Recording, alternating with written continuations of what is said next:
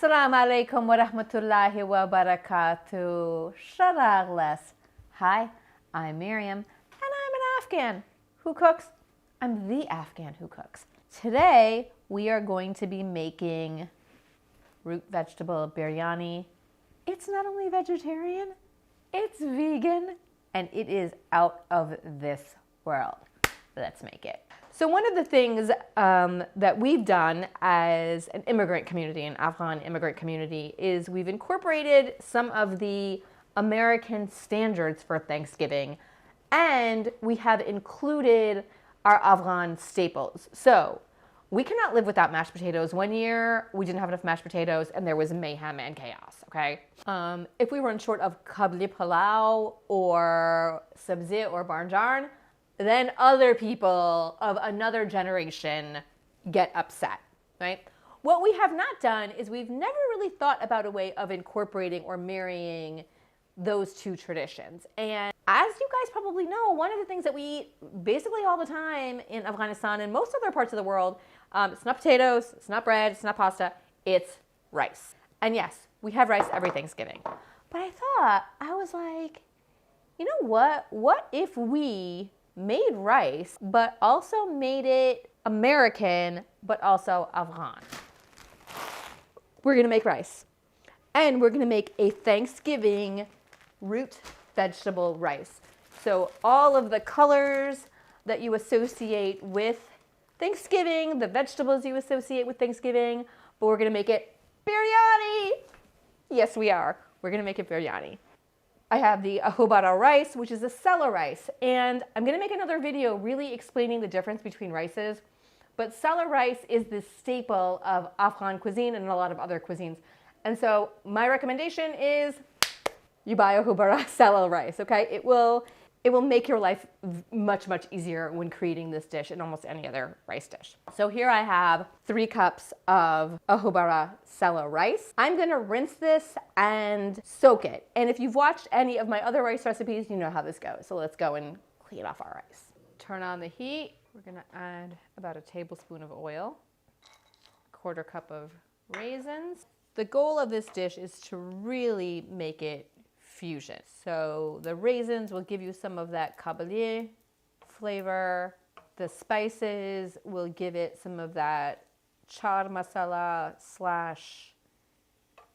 / pumpkin spice / nice sweet butternut squash flavor.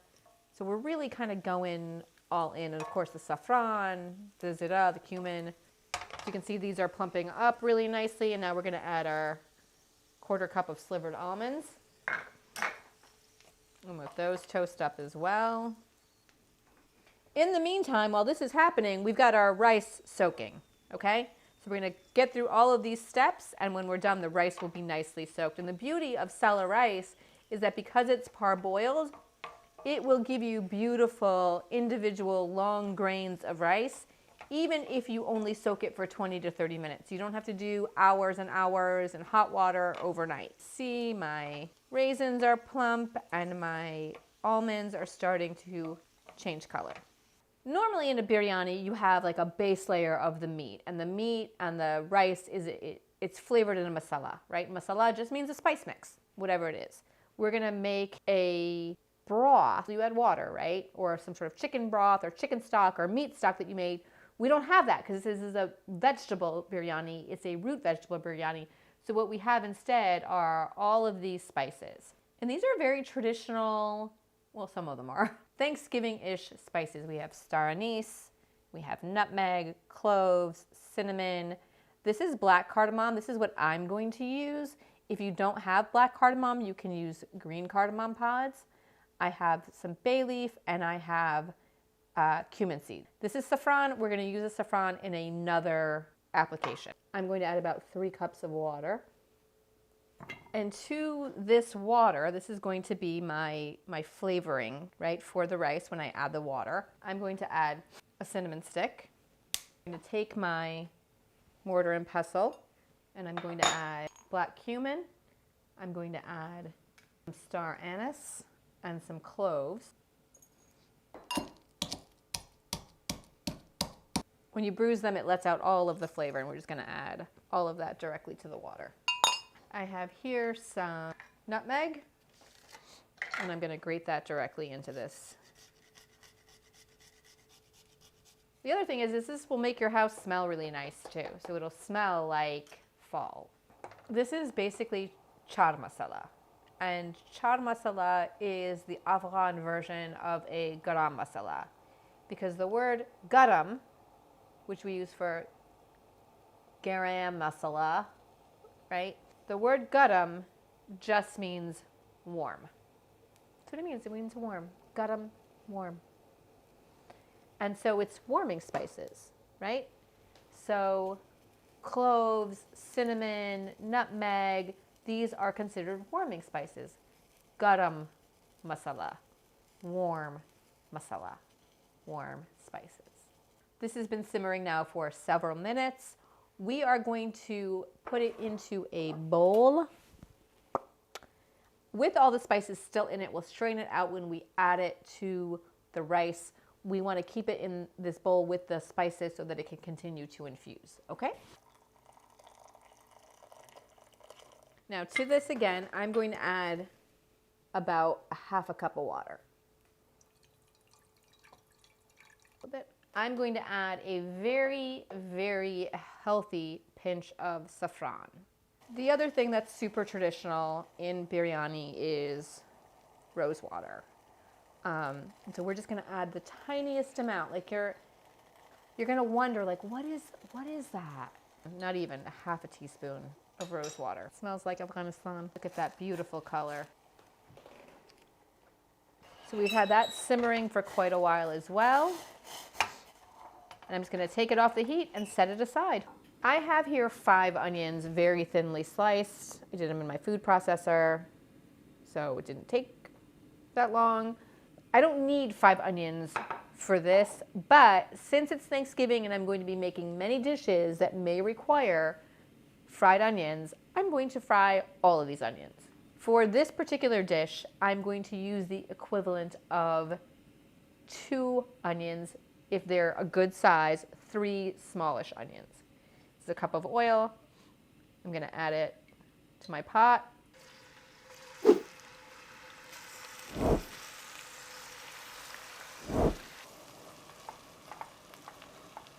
And that's roughly the color you want it, right? You want a nice, dark, golden brown. You want them fried, not caramelized, but you want them to be, some of them to be crispy, some of them to be golden. Of course, you're not going to get completely even color, and that's okay. So we're going to let this cook for another 2 minutes or so, and then we're going to take almost all of it out.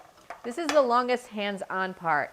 If you have access to fried onions in a bag from your local Middle Eastern mart, Afghan mart, halal mart, buy those. Not the French's. They are covered in a batter or a coating, and then they're fried. But if you have access to just fried onions, use them. You'll save yourself about 20 minutes. Now we're gonna take these out. 2 tablespoons of ginger garlic paste. This is homemade. Do that real quick. To this, we're gonna add some fennel, some cumin seeds, about a teaspoon of cumin seeds. And then to that, we're gonna add our vegetables. You can use any root vegetables you want. Here I have butternut squash. I have parsnips. I only use 1 parsnip because they have a very strong flavor. And then I have purple and orange carrots.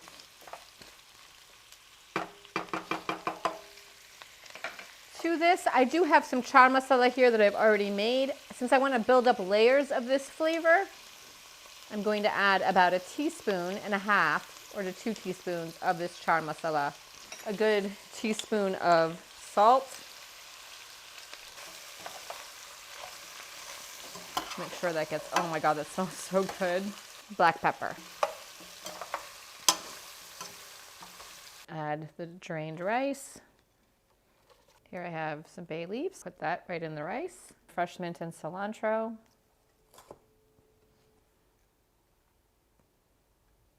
First thing I forgot to do was add the salt to the broth because this is the salt for the dish. The vegetables have their own salt, but the broth needs its salt. So we're going to take a teaspoon of salt, actually 2 teaspoons of salt, and we're going to add that. This broth is usually fairly salty, okay? And now I'm going to strain it over the, we're going to top it off with the saffron liquid.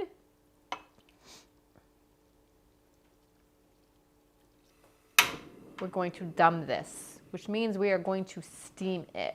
One little thing I want to add, you can add some Aleppo pepper, some jalapeno, something to make it a little bit spicy if you want. I'm not going to do that. I'm going to let people add, I'm going to have some fresh chili peppers on the side, and if people want to make it a little spicy, they can.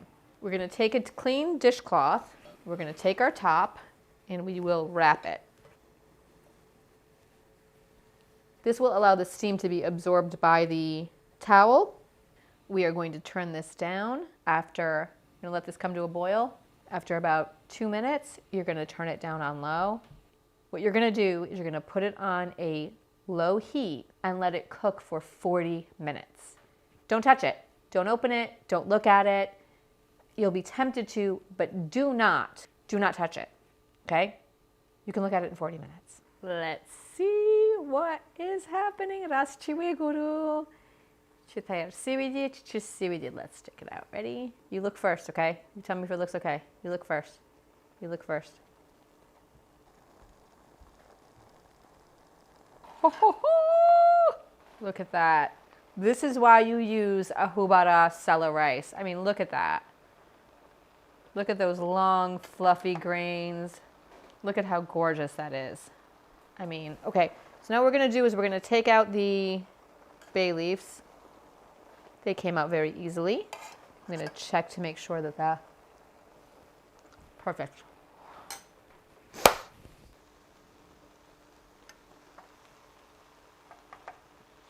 The raisins and the almonds that I had done earlier, I'm going to just throw that in here.